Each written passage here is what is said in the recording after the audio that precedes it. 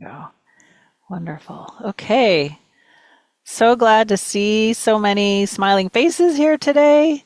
Thanks very much for joining. We know everybody is really busy, but we're really excited that you're all here and we're going to get to be speaking about some exciting projects.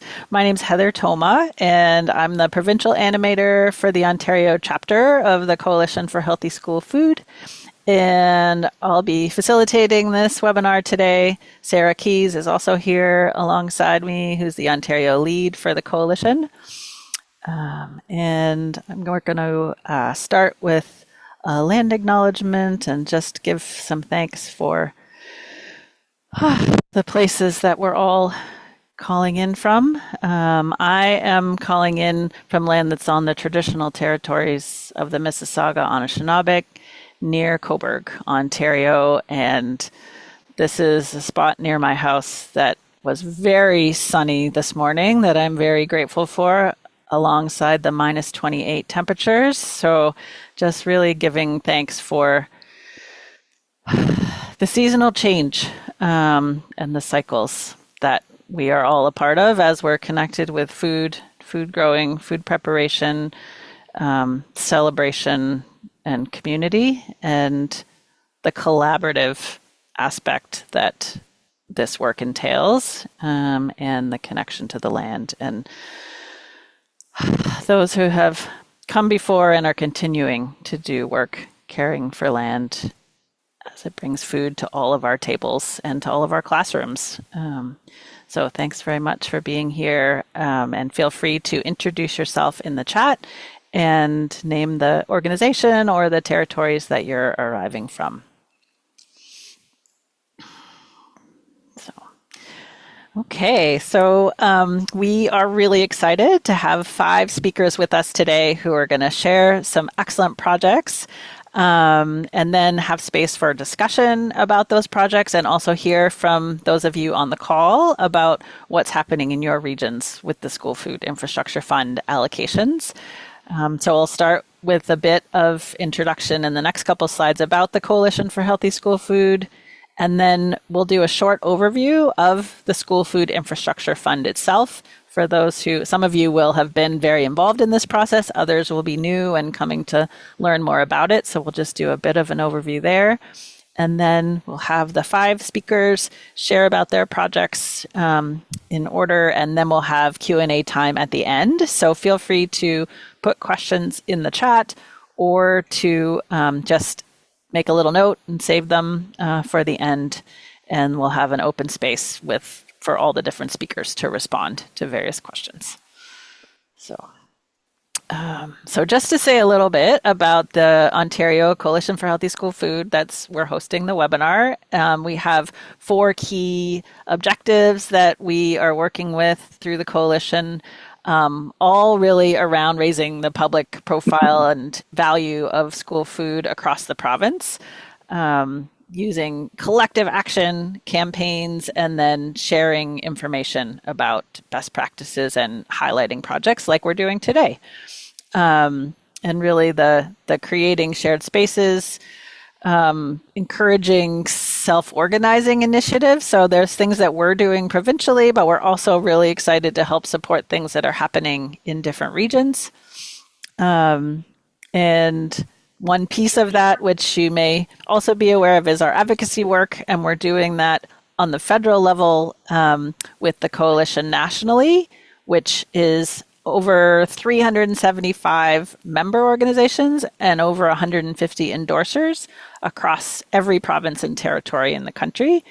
And here in Ontario, we have over 110 members and endorsers together, which include lead agencies from Student Nutrition Ontario, community partner organizations, nonprofits, health units, school boards, food literacy groups, researchers. So it's really cross-sectoral folks that are contributing to the betterment of school food across the province.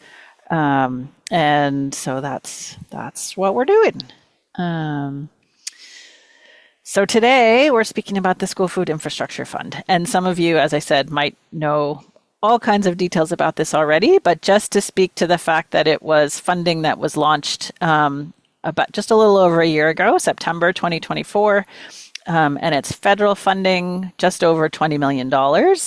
And the way it worked was there were initial recipients that were 10 different larger organizations, mostly national, but some regional, that applied and were selected to distribute the funding to the more local organizations in a second stage. So, of those 10 organizations that were selected to be the distributors, 6 of them were involved with distributing funds in Ontario. And it's the Ontario projects that we'll be focusing on in the session today. And the groups listed there are the ones that are the Ontario-oriented groups.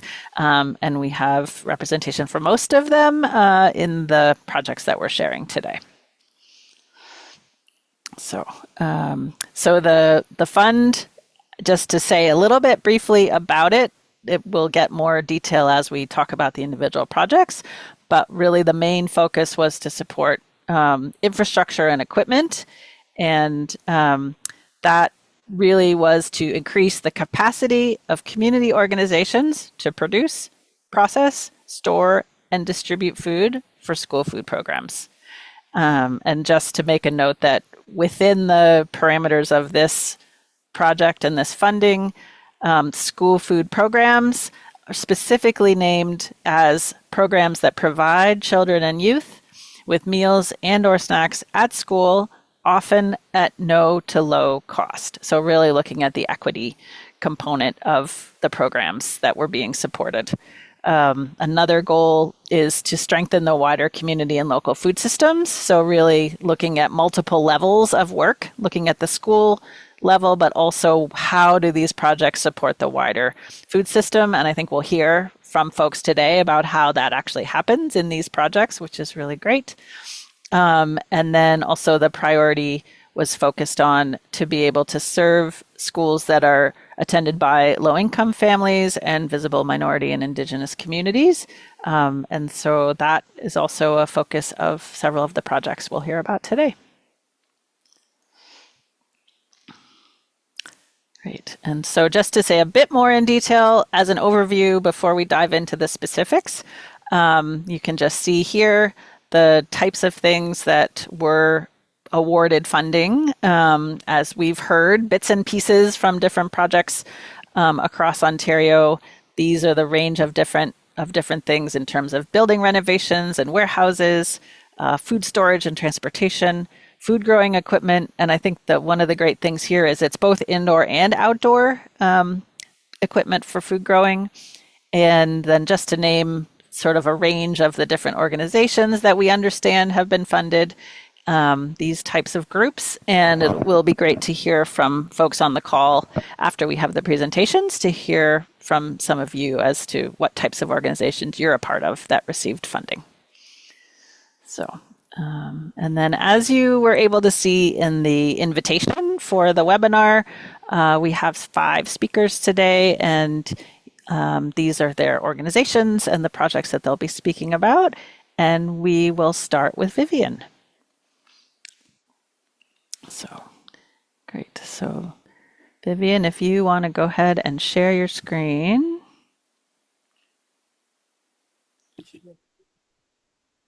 There we go. Hi, can everyone see my screen? Yep, perfect. Wonderful. Hello, everyone. Great. My name is Vivian Etuka. I am from Bethel Outreach Community Services in Brampton, Ontario. And I just want to say, Heather, thank you so much for all the work you put into putting this together. Truly appreciate all the back and forth, all the emails and everything. And we are very happy to be part of it and to be here. We are very, very grateful to be one of the recipient organizations. We're a food bank, and we serve a visible minority, the Afro-Caribbean community here in Brampton. The schools in Brampton, we have a lot of population from the Afro-Caribbean communities, especially newcomers and refugees. So the schools we serve, most, if not 90% of the students that benefits from our school come from this mostly newcomers, Afro-Caribbean communities, and a lot of them are refugees as well. You know, the inclusive school lunch program is transforming lives of children through dignity, nutrition, and culture. I just wanted to give a story. The funny thing happened the first day that we made our delivery. On the menu that day was braised oxtail, um, smashed potato, and in-season vegetable. So one of the schools we sponsor, the principal is his name is Erin Gray. Very, very, I love him so much. He calls me, and after the delivery, he said, "Vivian, where are you?" I said, "I'm at the food bank." He said, "I have a story for you." I said, "Oh, I hope everything went well." Right away, because it was our first day. He said, "No, that the little boy ran to his office to hug him. And he said, even on Christmas, they don't get this good food." And that touched my soul. And really transforming children's lives through dignity, nutrition, and culture. And people don't know the importance of giving people what they're used to. Because what good is it if I'm giving a child a food that they don't know what it is? If they're not used to it, they won't eat it. They are scared to. It's good to try new things, but when you see something familiar, it's a part of it kind of drives it home for you. And it lets you know that people are thinking of you. We hear you, we see you. So this lunch program has been truly life transforming.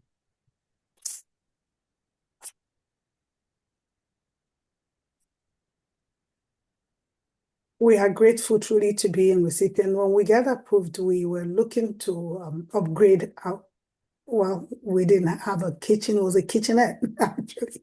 We were not really able to do much. So when we received the infrastructure school fund, it was amazing. I mean, it was like life transforming and being able to scale up what we've been doing. We love what we're doing. We love what we've been doing. The grant enabled us to build a fully equipped commercial kitchen. We're on a delivery system.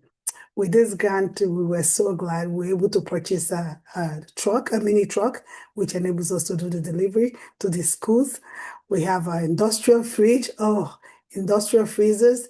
We're able to buy, our kitchen is now fully commercialized kitchen, which is what we were looking for because we didn't get that help before. So with the help we're able to get with this fund, this was able to transform our system and scale us up to where we're able to serve more students.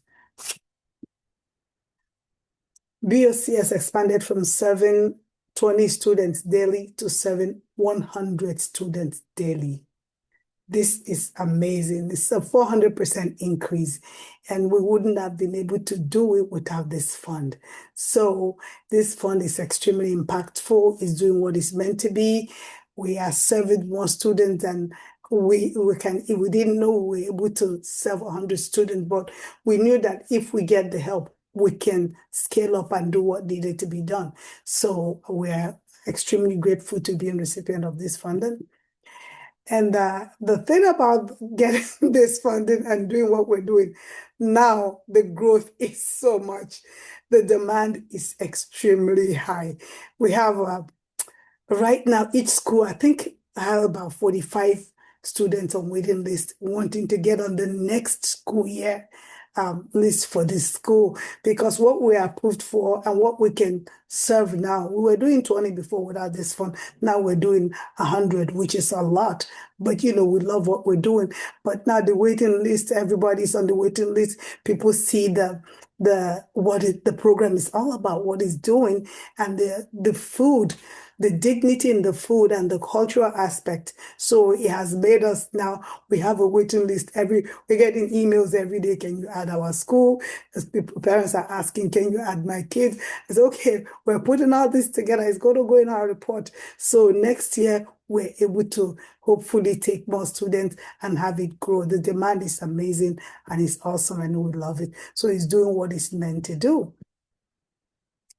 The feedback, parents and teachers and people, that's what we recently did our survey and we wanted to know, what are we doing good? What can we improve on? How do you find this program? And Most of the families we serve, if I think all are food insecure at home. So the feedback from teachers, the feedback from parents, even from students, it's been nothing but amazing.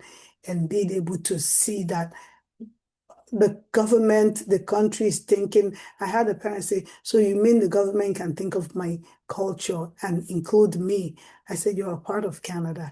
We see everybody, and we have an inclusive country, and this is also a part of it. This is showing you that we think of you." So serving the Black and Brown, the Afro-Caribbean community is extremely important to us because for so long we've been underserved, and being able to do the little we're doing at Bethel to serve them has really been is awesome. We're getting great report and great feedback from both parents and the teachers. Why this matters to us? It matters that we're able to provide nutritious, healthy, culturally inclusive ethnic meals that we deliver with dignity. I think on our delivery driver is on this call, and the way when we go for delivery, we have the teachers waiting right at the door, and they are so happy, the joy that it brings them, the joy, because each school that we serve, we are also able to provide a fridge and a microwave. And we have a cutlery that's fully wrapped. It has a napkin, fork and knife, and a spoon, and a little sachet of pepper and salt, just in case. And everything is neatly packed, and everything is labeled how many minutes it needs to be warm. And we have the teachers that are working with us that are just so awesome. The way we present it truly is dignifying to the kids, letting them know that we see you, you matter to us. And that's very, very important to me. We know that when a child is hungry, they can't learn. And we have a lot of children that are misbehaving in school and different things. They misbehave because when your belly is growling, you're hungry, you can't learn. And people don't understand. Then they label them as different things. I don't want to go into that aspect. So we see that with this, the teacher told us, I have my kids that are sitting still now because they have eaten after school, or they have eaten lunch, a good, well-balanced lunch, something that's familiar to them. They've eaten yam, they've eaten dumpling, they've had jollof rice, they have fufu. These are the things that they're used to. And it makes them, instead of just chips, chips, chips, chips. So these are the nutritious food that we give them with dignity, and it has really helped in calming them down. So when we hear such reports, it's really, really important to us. Also, why this lunch program matters. Our support has removed shame and pressure from parents who may not be able, if you're food insecure for food at home, you're definitely food insecure for packing a nutritious lunch for your child to go to school. So this has removed the shame of, because we had some students who are coming to school just a pack of chips or just one yogurt. Imagine a kid coming to school, is going to stay in school 6, 7 hours with just a pack of chips because they can't afford anything else. So this has really taking that shame away, that I can't afford food to give my child. Some kids were being kept out. They would say, "Oh, she's not feeling good today. She's not coming." It's only because the parents feel so ashamed that they don't have food to send to school with the kids. So this has really, really helped, and it matters. This is what it's all about. It's really doing what it's meant to do, and we're grateful to be doing it. Thank you, Vivian. You have 1 more minute? Yes, just 1 more minute. The Okay. bigger vision is for us to be able to expand this and to be able to serve more people in the community and those that are food insecure, the children to receive healthy, culturally familiar food. And I just wanted to show I think I sent you these pictures already. This is what some of the things we're able to purchase. As you can see, our kitchen is fully industrialized kitchen to allow us to do what we do. And these are the squad. The left is the schools. That's our delivery guy delivering the food, and each school received a fridge and a microwave. So we want to say thank you to FIS, to Maison Canada, and all partners for supporting this vision. We're very grateful. Thank you. Thank you so much. And I'm just going to touch on what you can go ahead and stop sharing your screen. And did you say it's 100 schools now that you're There's in? 100 students now. 100 We're 100 students. Okay, students. Yeah. great. We went from 720 to 700. Perfect. Yeah. Yeah. Thank you.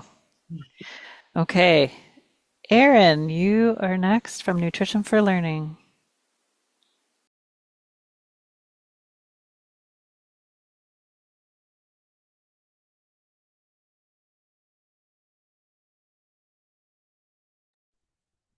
All right. Good morning, everybody. It's so nice to see so many familiar faces and also hear about that really beautiful impact story in Brampton.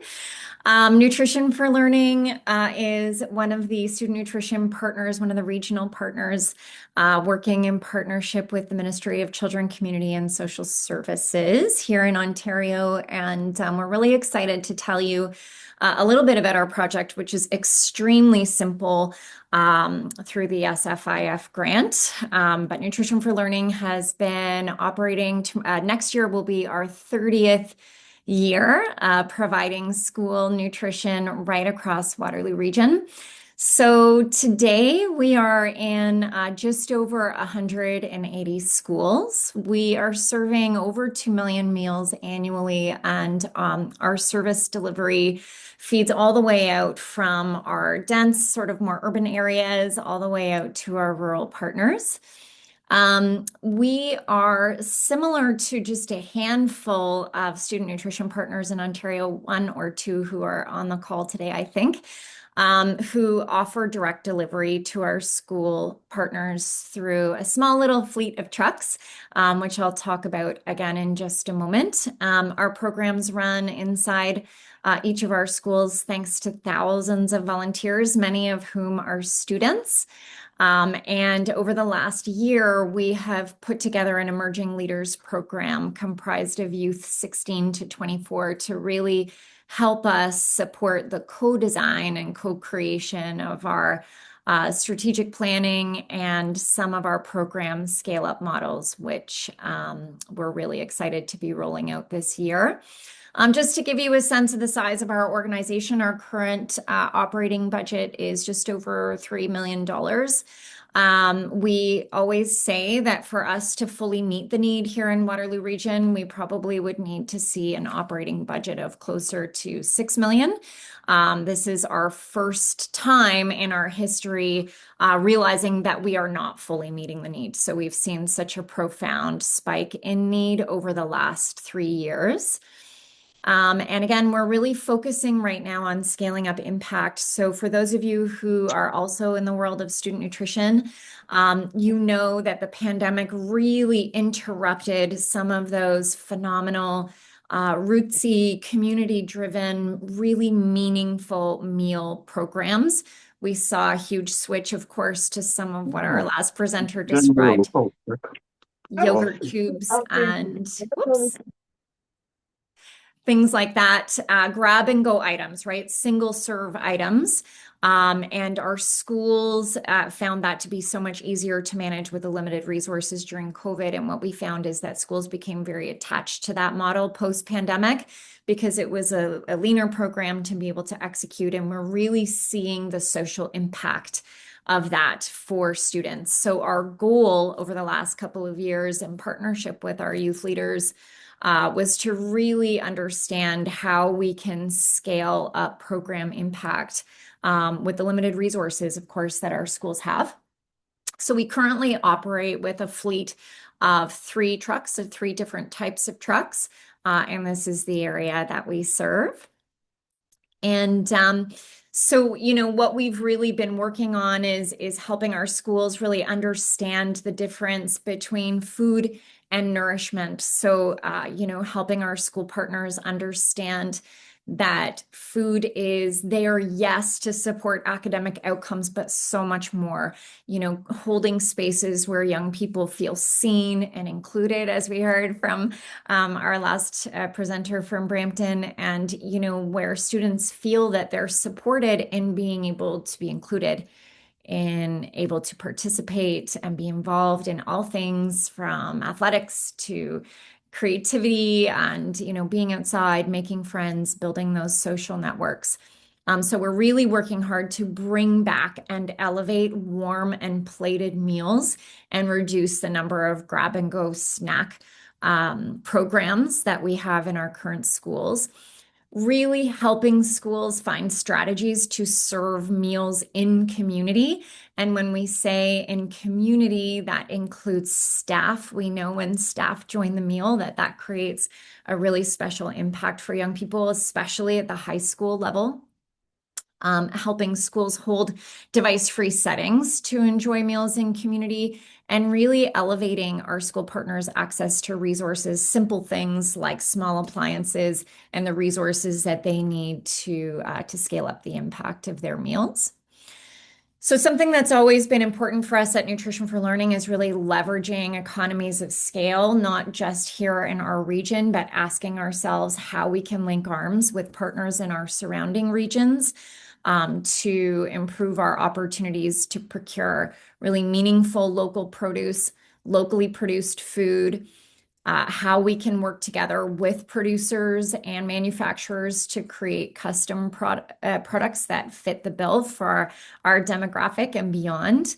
Understanding how we can elevate partner support overall. We have warehousing and resources that can support some of our regional partners adjacent to us who don't have those same resources. And looking at really different ways that we can measure program impact, not just in our region and beyond. And we knew when we saw the opportunity for this School Food Infrastructure Fund that we needed to increase our opportunities to expand our abilities to test some new models and run some pilots, both alone and in collaboration with other community partners. And certainly our capacity to be able to increase our delivery of food and supplies. So through our grant, this was a very, very simple project. We just simply asked for funding to add another truck to our fleet. This truck is on its way, so I don't have a picture of it just yet. We're very excited for it to roll in. We've been waiting for a couple of months for it, but this truck is going to be added to our fleet and will be on our regular delivery route. But in addition to that, it's also going to really support us in our farm to classroom pop-ups that we do very consistently in schools. It's going to allow our mobile team to get out into schools, and we actually will come out and host demos to help show schools how they can run a more impactful meal program with the same amount of resources that they have. Sometimes they just need to see it in action. And this also allows us to increase our buying power by procuring higher volumes of non-perishables, which we hope to be able to potentially pass on those opportunities to some of our regional partners. So one more minute, Erin. Okay. Perfect. Great. So, we have been gathering quotes and input from students on the impact of these increased hot meals and more meaningful meals. And I know all of you see these types of testimonials all the time. We just know that a meal that goes beyond something that you throw in your bag as a grab and go just has an impact that goes so far beyond calories. So we keep saying, food bridges hunger gaps and nourishment changes lives. And we're just really, really grateful to be part of this great, big, huge community, all doing our own unique work to elevate the impact right now at this really exciting time. Amazing. Thank you, Erin. This is great to just get more of a sense of the details of what's happening in so many different places. Thank you so much. Okay, Jessica, welcoming Jessica Stephenson from Niagara Nutrition Partners.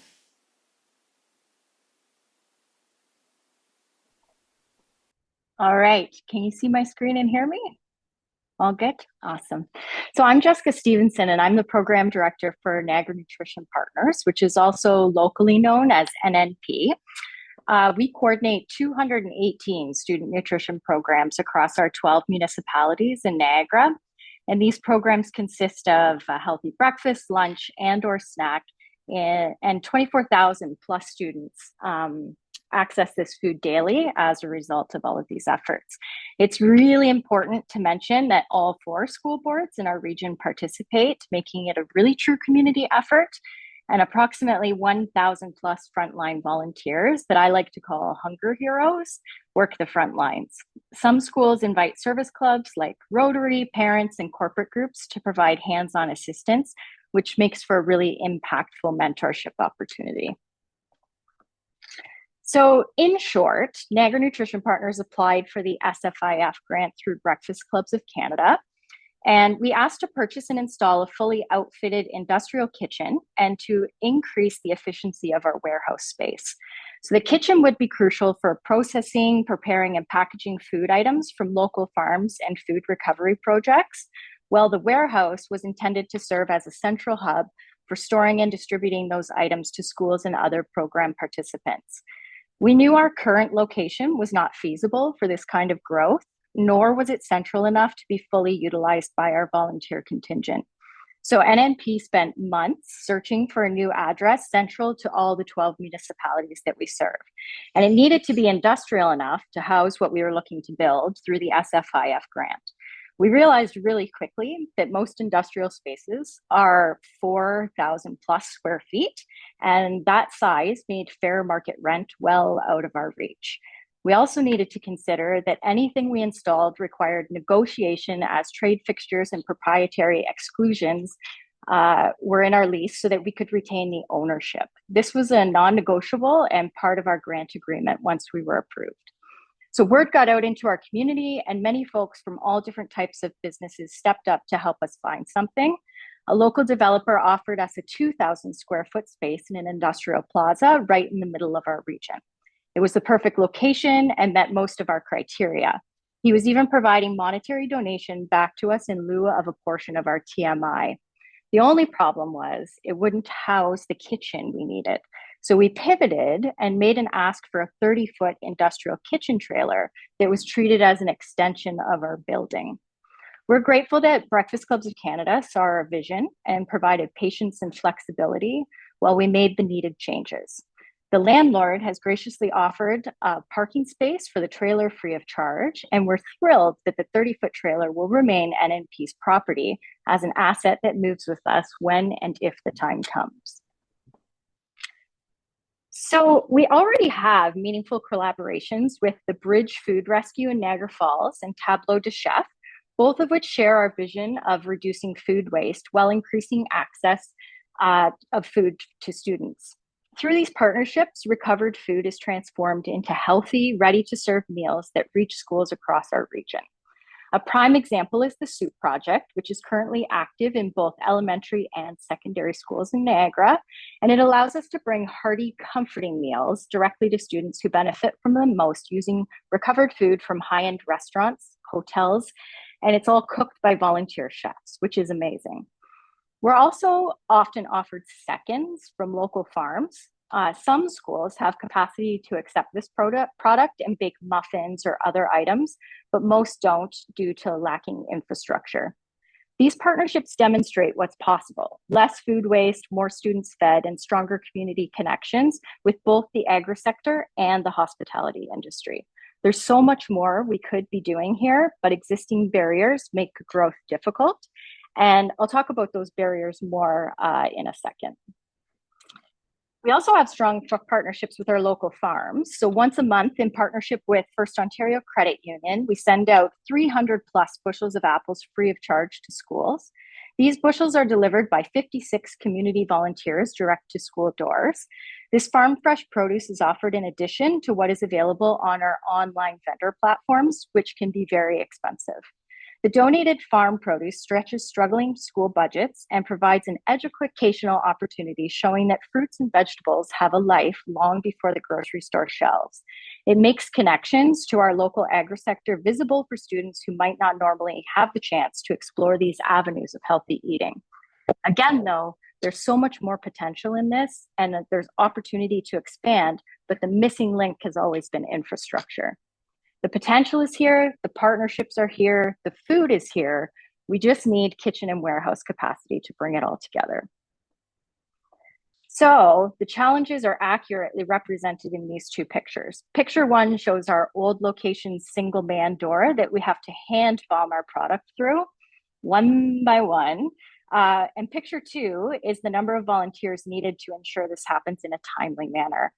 So even though we're regularly offered large volumes of beautiful, usable product, produce, proteins, we often must turn away those donations simply because we lack the proper facility to prepare, cook, and safely store those meals at scale. Meanwhile, many of our schools also don't have the infrastructure, kitchens, or adequate storage. So I'm sure many of you in this space know programs rely on tiny staff room counters, borrowed library corners, mobile carts in hallways. And as a result, they're limited to small snack style programs, like Erin noted, rather than full nutritious meals. So right now, projects like the soup program that I mentioned, they succeed only because Tableau de Chef houses and freezes the soup for us and then transfers to a bridge facility before we deliver it to the schools.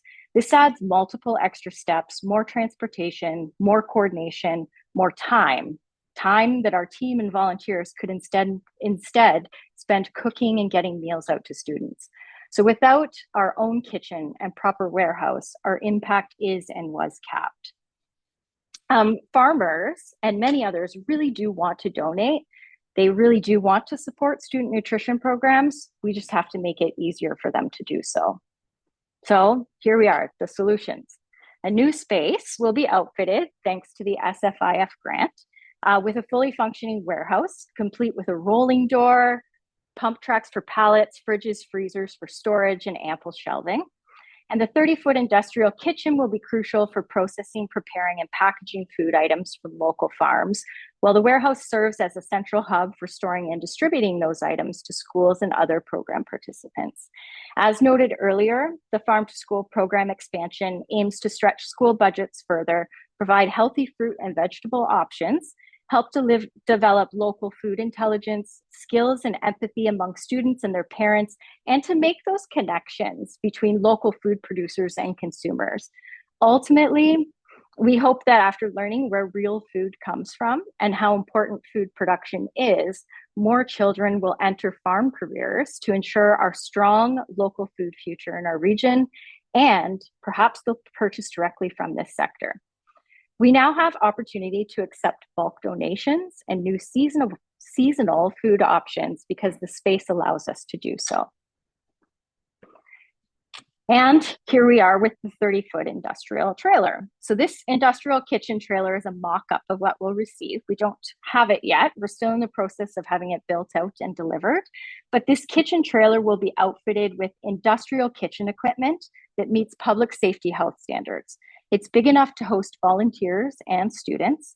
It's, like I said, 30 feet, and we've secured partnerships with local towing companies to move the trailer if needed. Do note, this is not a food truck. Food trucks were ineligible for the SFIF grant. It's simply an extension of our space. Our local farming and food recovery partners will be working hard to source ingredients for volunteers to bake, freeze, and distribute bulk pre-made meals to schools. And many high school teacher chefs have expressed interest in overseeing student groups looking to gain volunteer hours. Most of you know, too, that in 2022, the Ontario Science Curriculum added food literacy, and I believe this program will complement that curriculum requirement in a tangible and very practical way. 1 minute, Jess. 1 minute left. I've got it. Okay. As noted earlier, our new home base has a side yard with space to house shipping containers and trailers. And the landlord has graciously offered us this extra square footage at no extra charge to park our kitchen.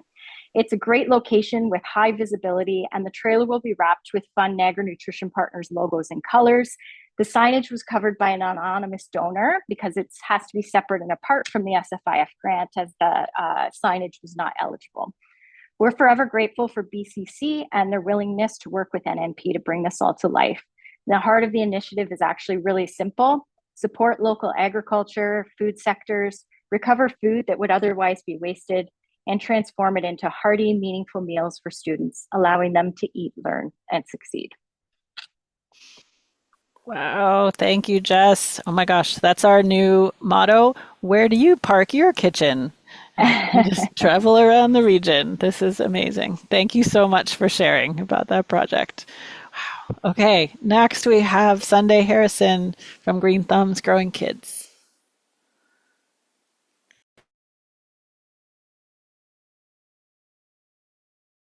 You're muted, Sunday. Yeah, there's just a big siren going by. So. Oh, okay. And my apologies. I have a cold. I sound worse than I feel. But is it sharing now? No. Not yet. Let's Mm. see. Just that central share screen button. Sorry. Just pulling myself together here.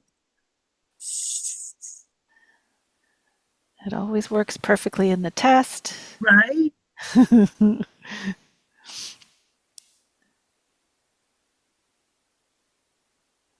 There it is. Okay, and then present from Right. beginning. There we go. Super. Yeah, so on Sunday from Green Thumbs Growing Kids, we are pretty much specialists in the school garden space in downtown East Toronto. This was our 26th season finishing up. So we were very, very grateful to receive a School Food Infrastructure Fund grant via Farm to Cafeteria Canada. And our project is in kind of two pieces.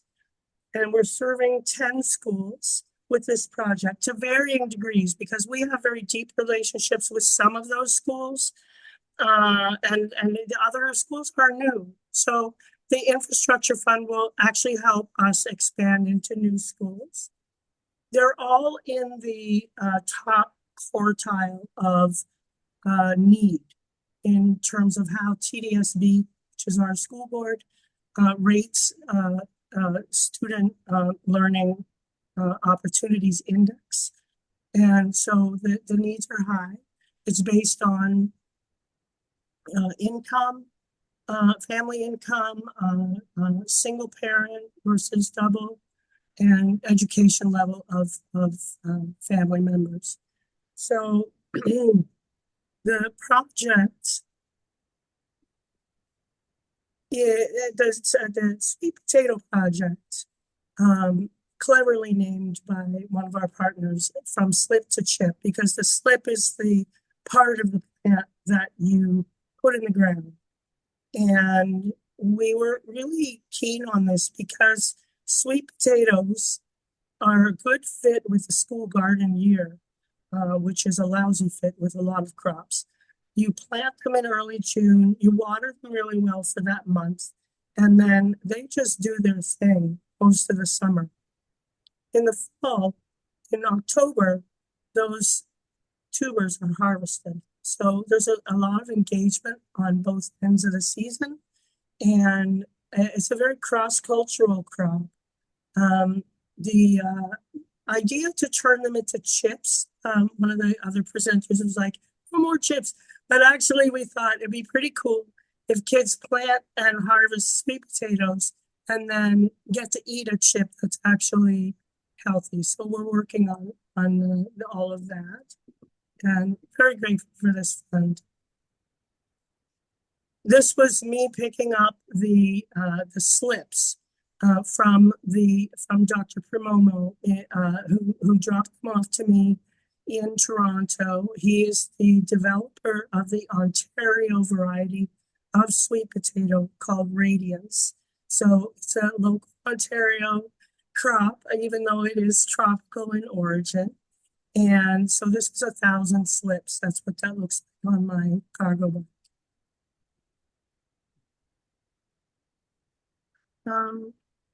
Play a little video. You can try, right? You This can. is Tristan. Yep. This is Tristan. And then it's going to make the two bird. Would it just make one, or would it make more than one? Really? Uh-huh.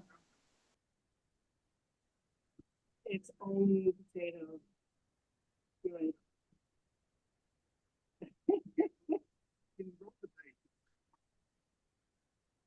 Oh, wow.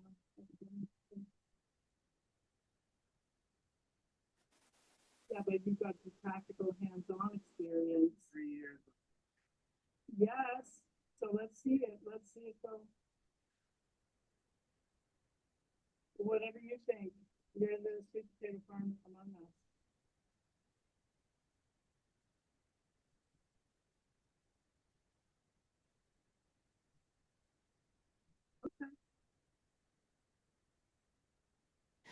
So we're hearing your voice, Sunday, but not his voice. But I think we can see what's happening. It's all good. Oh no. Yeah.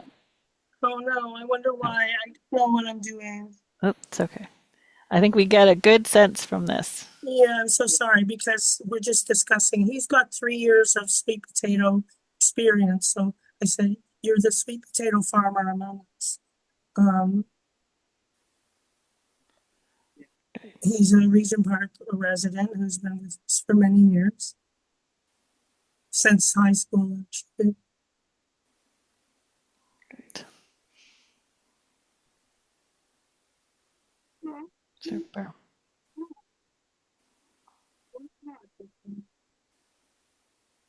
And then it's going to make the two birds. What okay. Did it make one? Okay, let's just move on. Okay. Yeah, so this was the planting. This is at Eastdale CI. It's a very anomalous school garden. It's on a rooftop on the 4th floor. These beds were built by FoodShare in collaboration with the TDSB in 2011. They're about 12 inches deep. And so this provided a good bed for the sweet potatoes. This is also a little video, but there's no sound. Just to give you a sense of the scale. It's about 10,000 square feet. Okay, next. Next. Okay, there's another video. But if you're not going to be able to hear it, because I have Yeah. I don't think we'll be able to hear, so why don't we? Okay. that might just be not worth doing. Okay. And I want to just play and jump forward a little bit so you can see the harvest. Wow. Yep. And this is Sean Meek. He's the chef teacher. He cooks from scratch every day.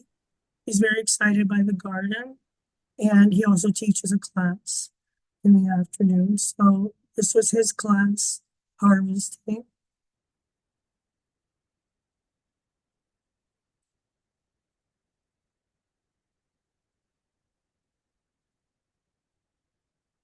And Eastdale is for neurodiverse kids who haven't been successful in standard academic programs. This is Gary Hoyer from Georgetown College. He's been working with us on this project.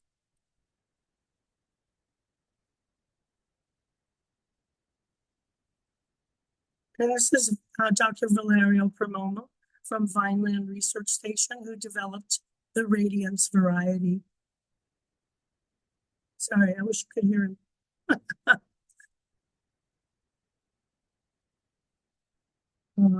Up my PowerPoint game.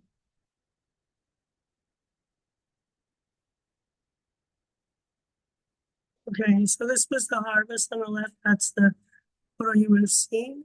And also the method of obtaining the slips is actually pretty easy.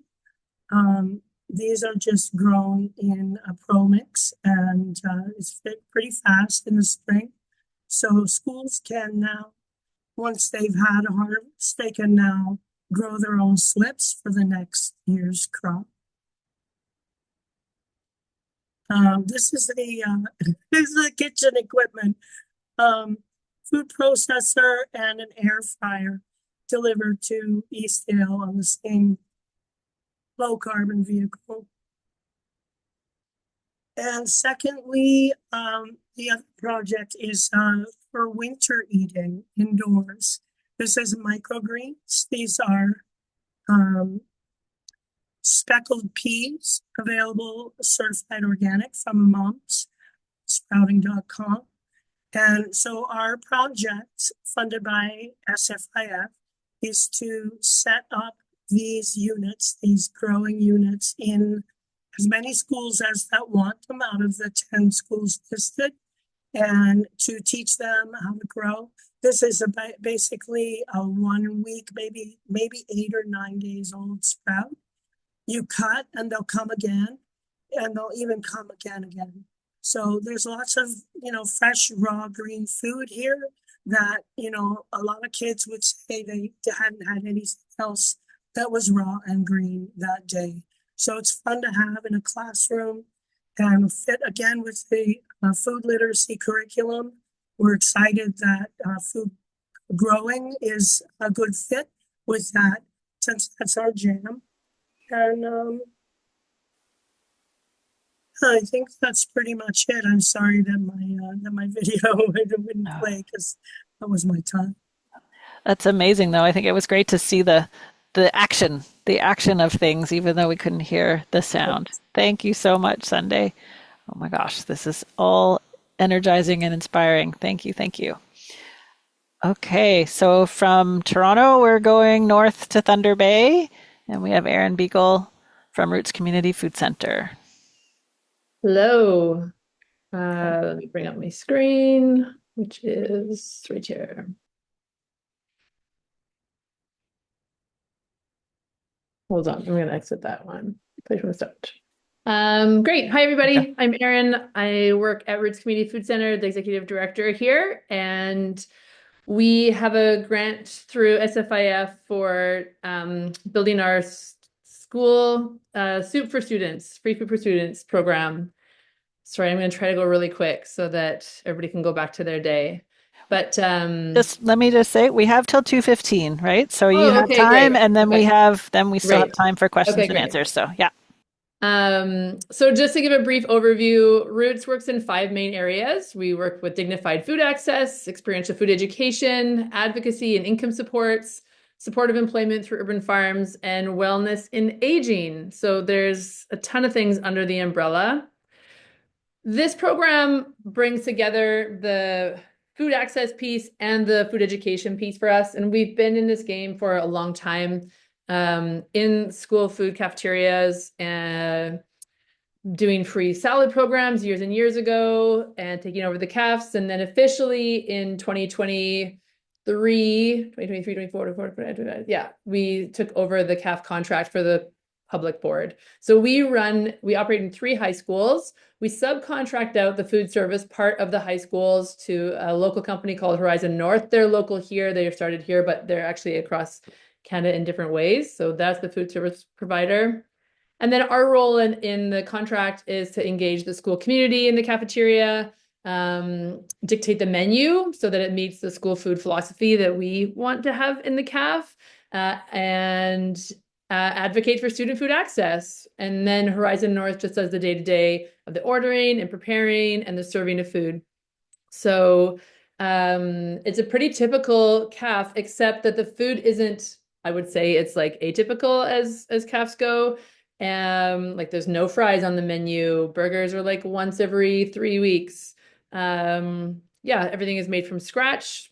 It's very vegetable heavy. And student food access was a way that we really, this is a big interest for us in being involved in at all in the schools. Keep on moving the pictures away here so that I can see folks. Sorry, I lost my part. Okay. So when we first started doing student food access in the schools, we started with loading up cafeteria cards. So kids who come into the CAFs, tons of them use these cafeteria cards that their parents load up for them using School Cash Online. They go through the point of sale, they can reload them. And we had $25,000 initially that we loaded onto 90 cards and then it would reload every month with $60 from January to June. So we did that in 2024. We took money from donors and handed it out to students. The schools picked the kids who got them. In 2025, we expanded this to $55,000 worth of cafeteria cards. And we did see really great results around student food access, but it was really hard to manage with kids losing cards and students not using them, or kids moving schools. Like there's many things. And also manually reloading these cards. Like I needed to, like the kids could keep the cards, but I had to like enter the 16-digit code and do the thing and reload and then figure it out. And it was a lot of work.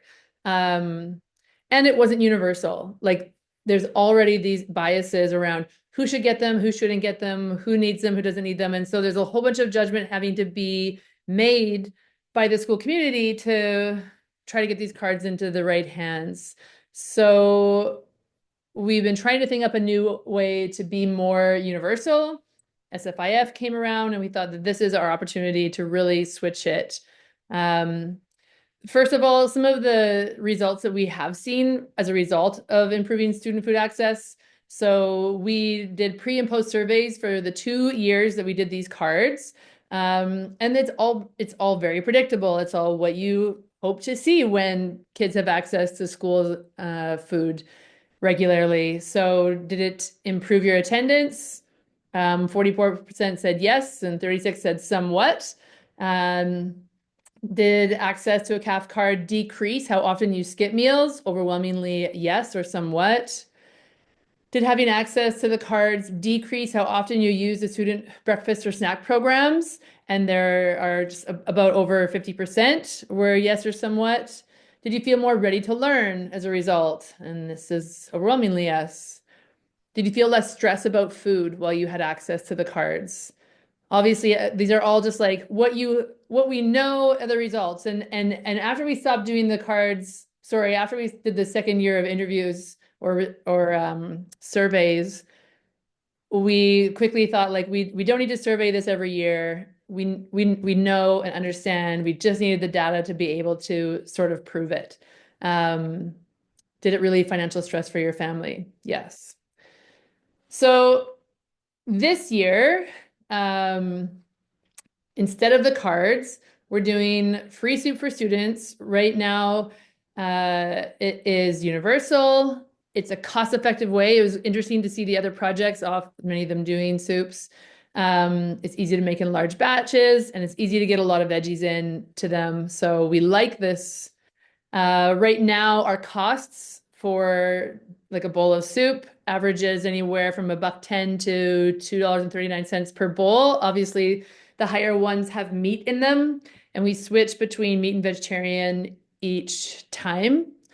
Every day that we have the free soup, it's about 280 to 350 soups between all 3 schools.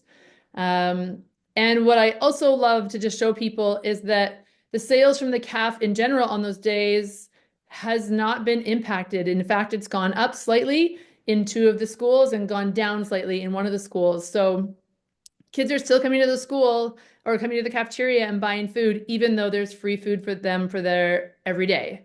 And we haven't done an evaluation on the soup specifically yet. We used our grant in order to install some major infrastructure. One of them is a walk-in freezer because, as I mentioned, the meat soups in particular are really expensive and that will be hard to sustain that. So we do want to begin to ask for and accept donations of proteins in a very direct way and store that up, as well as we run 2 very large urban farms and being able to process our food and save it for use during the school year would be incredible. So just to have more walk-in capacity to do that. And then some items for the kitchen so that we can make large batches of soups. So bigger pots, large immersion blenders, Cambros for storage. And then in semester 2, we'll begin to introduce bowls of soup to stay. So right now they all go into these bowls that you see like the to-goes. It's really easy for us to do that. We just like pre-fill them, get them out, and kids can come pick them up. But we would love to begin a culture of folks, if you are going to eat in the CAF, then choose a bowl to stay. So there are some logistics around figuring that out, but we would like to try a little bit because it's not super sustainable the other way. Obviously, SFIF doesn't fund the actual ingredients for soups, so we turn to our community for that. So right now, we're serving soup twice a week.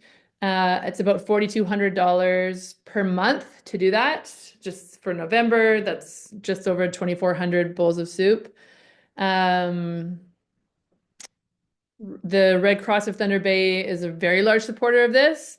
Red Cross and Thunder Bay administers the SNP program here.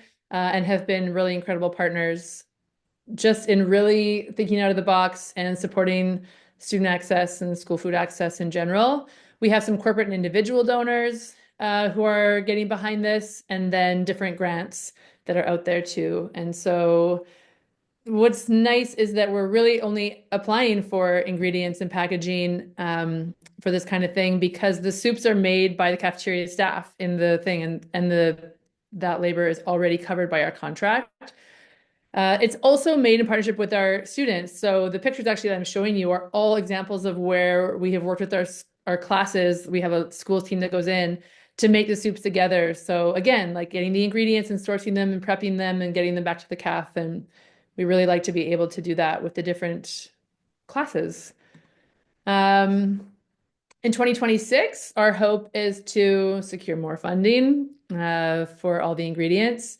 In February, we'll increase to 3 times a week. So instead of just Tuesday and Thursday, it'll be Tuesday, Wednesday, and Thursday. And then September, our hope is to increase to 5 times a week. And that is it. Wow. Thank you. Thank you very much, Erin. I think one of the questions in the chat you already answered, but just quick, the free soup is now instead of the cafeteria cards. Is that right? Yep.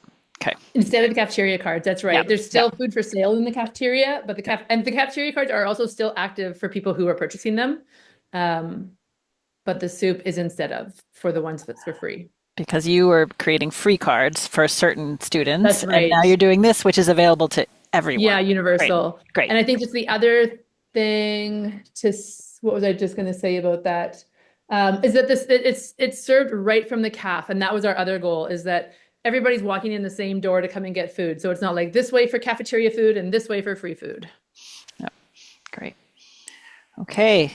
Thank you. That is a lot of inspiring food for thought, and I wonder what kind of questions we have. Feel free to raise your hand in real life or in the emoji, or just unmute and ask a question for any of our speakers if you have a question.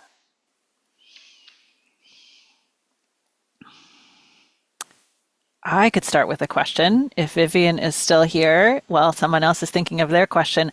I'm curious, Vivian, if you could just say a bit more about your menu options. You named, I think, a few things, and you spoke quickly, and I would love to hear again a little bit of what that is. Absolutely. Like I said, we serve mostly the African Caribbean community, so our menu has been curated to reflect that. Like the braised oxtail, whatever we have, we always have protein, starch, and vegetables. So we have, like the day we do oxtail, we do braised oxtail with in market vegetable and maybe mashed potato or roasted potato. Or we'll have fufu, which is eaten in most African countries. It's a starch ball with a vegetable soup and a protein in it as well. Or sometimes we have beans and plantain and vegetable soup.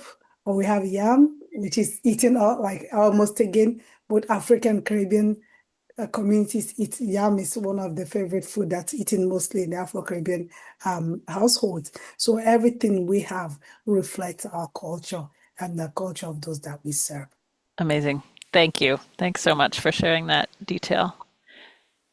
So I wonder if folks don't have questions about the projects, because everybody did a really good job, all the presenters, of explaining things. Do people also you're welcome to share if there's a project in your region that is happening in the result of the School Food Infrastructure Fund.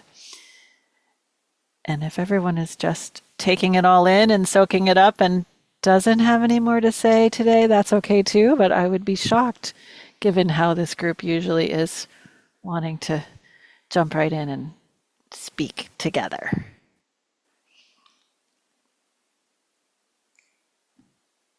We're all just in awe of what we've just heard.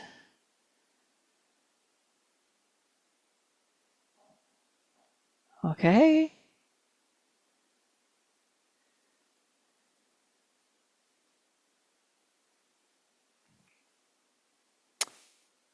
So wonderful. Oh, yes, Sarah. Yeah, I'll jump in. I was just Great. waiting for, but just I guess so. Everybody, it sounds like everybody's projects are amazing, and it was so good to hear them. Thank you all.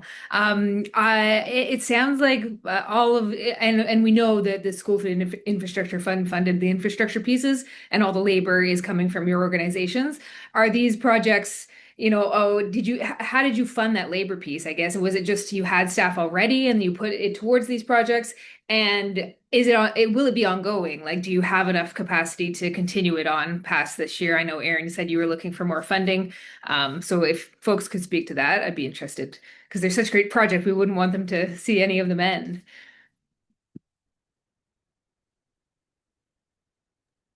In Let's our speak case to the at Roots, it's just that it's like it's already embedded in the CAF. So as long as we have a CAF contract, we have labor, which is great. Well, for us, it's just a little weird because the funding didn't come through until like mid-June, and then we have to wrap it up by the end of March. So it's a short period to do a lot for us as a small organization. So yeah, the labor piece being missing means that it's definitely an ask of other funders to come on board and to help turn that infrastructure into impact. I'll say ours is a cost sharing effort. We're mostly relying on volunteers to see this through, but we did have some local granting come through, and we were able to hire a warehouse staff member who's going to sort of oversee and manage the volunteers within the warehouse and the industrial kitchen. So, but to create some sustainability, we have a long-term strategic plan as an organization, and we've hired a fund developer and event planner.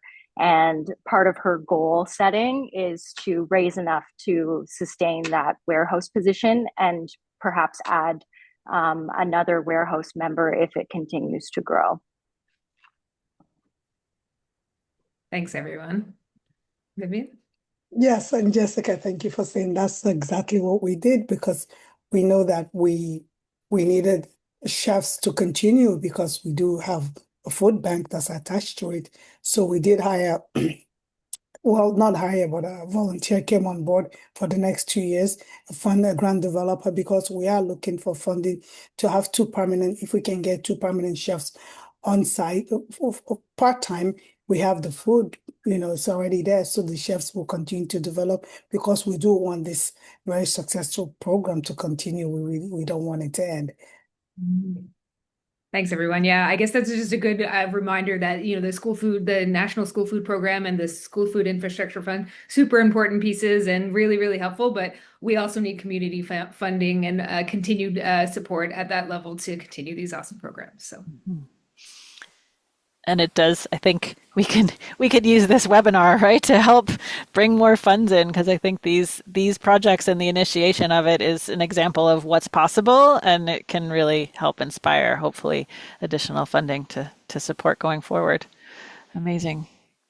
Not that we're officially using this that way, but it just, right, it's this inspiration that we're all feeling. It will be common as people learn more about what's happening. So thank you so much. Okay, Federico. Yeah, thanks. And it's Federico Carvajal from ETFO. I'm the first time joining this meeting, so I appreciate everyone's input, and it was great to hear of all the programs and how impactful they are for students in our schools. My question was regarding that last piece around funding, right? So we know that obviously a lot of this funding is coming from the federal government, and there is obviously, we do a lot of lobbying and and advocacy on behalf of the public system, and in our discussions with the provincial government, obviously school nutrition is part of those discussions, and we're in the middle of a pre-budget consultation period right now as the budget will be tabled in the new year.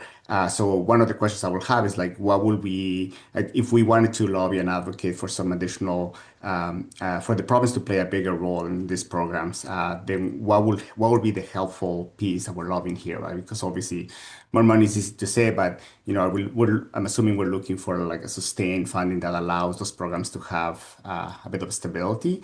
So yeah, just wanted to get a sense of what folks are looking for, so that when we do our own submissions, we can try to incorporate some of that messaging around funding for school nutrition, because we do obviously see the connection between that and the ability of students to, to be able to learn successfully, to have a good environment at school that's inclusive, and so on. So yeah, just I think a bit of direction, I think, in terms of what you're looking for, that partners like us can do in our own end to encourage some of additional resources. Do any of the speakers want to respond to that from your perspective and experience?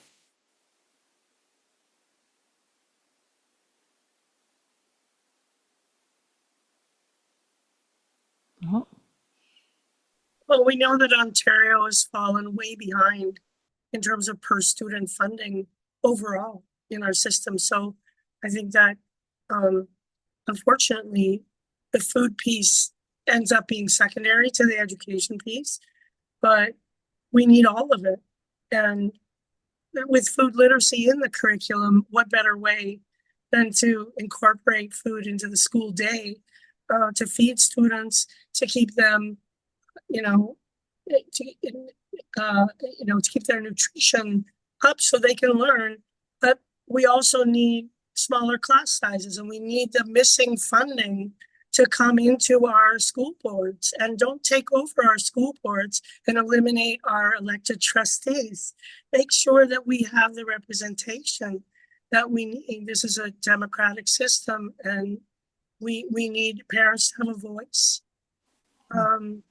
We're underinvesting. Great. Thank I you, would say Sanjay. really quickly too, though, that like the infrastructure fund is so important because for so long, like in Northern Ontario, there was like the Northern Fruit and Vegetable Project. And so all this food's coming in with nowhere to put it, like fully, like cases and cases. And so, having the infrastructure is wonderful.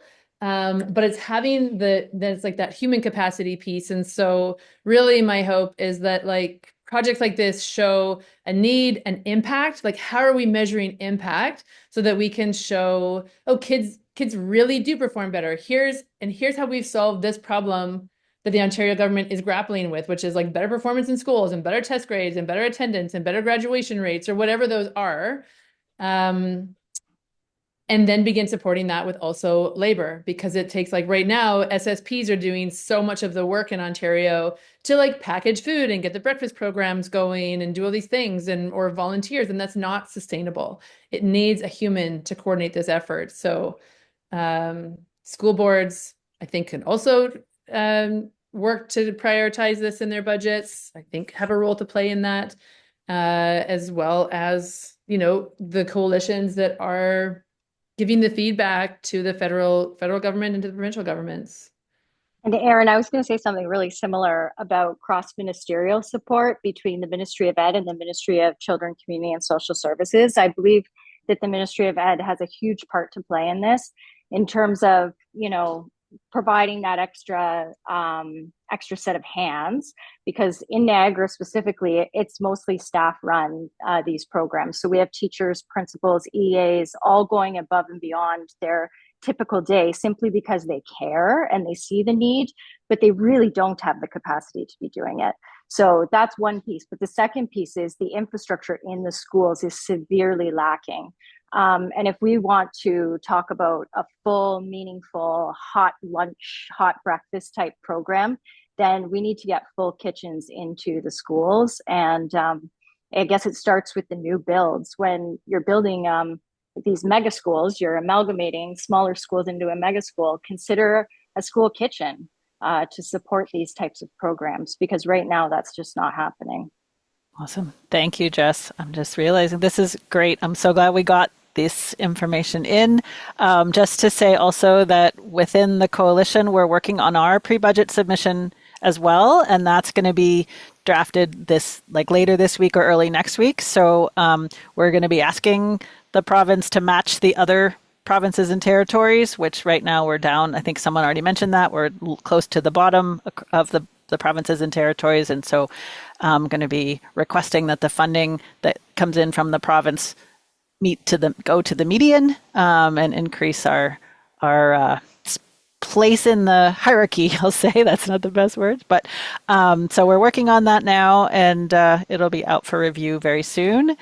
Thank you, Federico, for that question. Thanks to all the presenters for sharing information about your projects. This has been super inspiring. I see Nicole has made a comment there and about research together with Gary, who was part of Sunday's project, and just the example that there are so many things happening in other countries that Canada and Ontario can build off of and be inspired by, which you all are reflecting that high bar in your project. And so really the question is, how do we take these highlights and make this the norm, right? There's just so much potential, as everyone has said. So we are definitely recording this presentation, and it will be shared out publicly.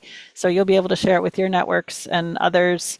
And we really, really appreciate everybody's participation today. This has been amazing and really inspiring and lots of information. And hopefully it's going to spawn lots of other projects to take off in other communities. And like you all said, be able to raise more support for these programs going forward. So thank you very much for joining us, and wishing you all a great day. Bye, everyone. Thank you.